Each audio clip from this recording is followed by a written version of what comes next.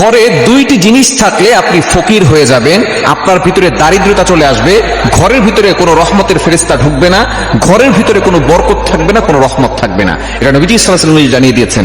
বুখারী শরীফের 5525 নম্বর হাদিসের ভিতরে রয়েছে, হযরত তালহা রাদিয়াল্লাহু তাআলা আনহু তিনি জানিয়ে দিয়েছেন নবী সাল্লাল্লাহু আলাইহি ওয়াসাল্লাম দুইটি জিনিস ঘরে রাখলে ওই ঘরের ভিতরে রহমতের ফেরেশতারা প্রবেশ করে না, এবং যেই ঘরে রহমতের ফেরেশতা ঢোকে না ওই ঘরের ভিতরে কখনো বরকত থাকে না।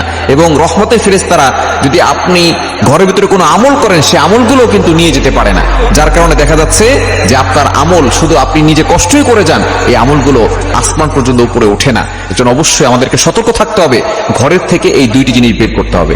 নবীজি সাল্লাল্লাহু আলাইহি ওয়াসাল্লাম নিজে আমাদেরকে জানিয়ে দিয়েছেন, বুখারী শরীফের 5525 নম্বর হাদিস, তালহা রাদিয়াল্লাহু তাআলা আনহু তিনি বলেন, নবীজি সাল্লাল্লাহু আলাইহি ওয়াসাল্লাম বলে দিয়েছেন, লা তাদখুলুল মালায়েকাতু বাইতান ফিহি কালবুন, এক নাম্বার যেই ঘরের ভিতরে কুকুর থাকে।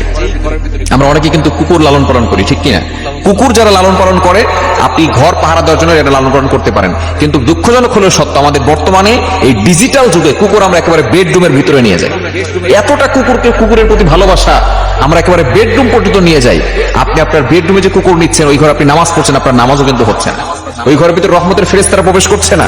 এজন্য কুকুর আপনি পাহারা দেওয়ার জন্য আপনি ঘরের নিচে রাখতে পারেন, আপনি ঘরের সাইডে তার জন্য রুম একটা করতে পারেন, কিন্তু আপনি আপনার বেডরুমে যদি কুকুর নিয়ে যান তাহলে কিন্তু রহমতের ফেরেশতারা প্রবেশ করবে না, এবং ওই ঘরের ভিতরে কোনো বরকত থাকবে না, কোনো রহমত থাকবে না, ঘরের ভিতরে আস্তে আস্তে দারিদ্রতা চলে আসবে, অভাব কখনো দূর হবে না।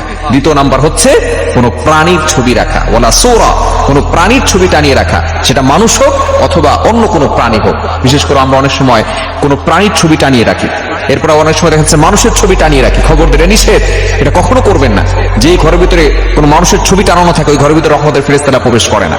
কোনো প্রাণীর ছবি যদি থাকে সেটা সেই ঘরের ভিতরে কোনো রহমতের ফেরেশতারা প্রবেশ করে না। এজন্য অবশ্যই দুইটি জিনিস ঘর থেকে আজকে বের করে ফেলুন, ইনশাআল্লাহ দেখবেন ঘরের ভিতরে বরকত আসবে। এক নাম্বার কুকুর রাখবেন না, দ্বিতীয় নাম্বার কোনো প্রাণীর ছবি ঘরে রাখবেন না, দেখবেন আল্লাহ তাআলা বৃষ্টির মতো বরকত রহমত নাজিল করবে।